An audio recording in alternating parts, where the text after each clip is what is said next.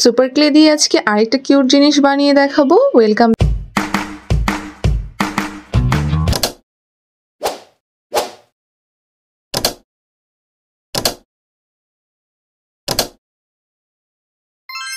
কি অবস্থা সবার, কেমন আছেন? অবশ্যই কিন্তু কমেন্ট সেকশনে জানাতে ভুলবেন না। তো আজকে আবার অনেক দিন পরে সুপার ক্লে নিয়ে কিছু বানাতে বসলাম। তো ভাবলাম কি বানাবো।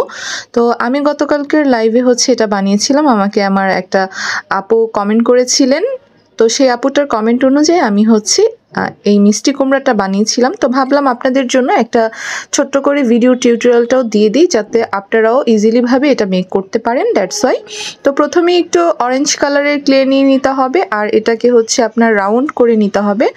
রাউন্ড শেপ দিয়ে নিয়ে জাস্ট এরকম একটা স্টিক দিয়ে এভাবে করে একটু দাগ দিয়ে দিতে হবে।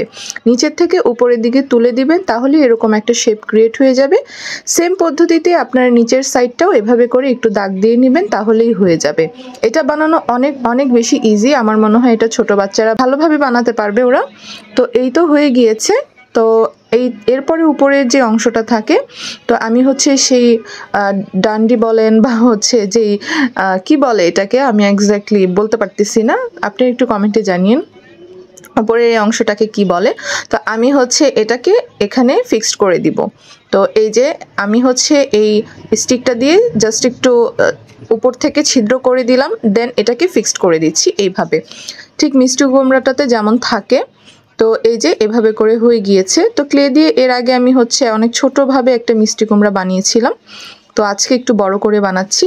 তো কেমন হয়েছে অবশ্যই কিন্তু কমেন্টে জানাবেন। আর এই মিষ্টি কুমড়ার মধ্যে কিন্তু প্রচুর পরিমাণে ভিটামিন আছে। সবাই কিন্তু এই সবজিটা অবশ্যই খাবেন, এটা স্বাস্থ্যের জন্য অনেক অনেক বেশি ভালো।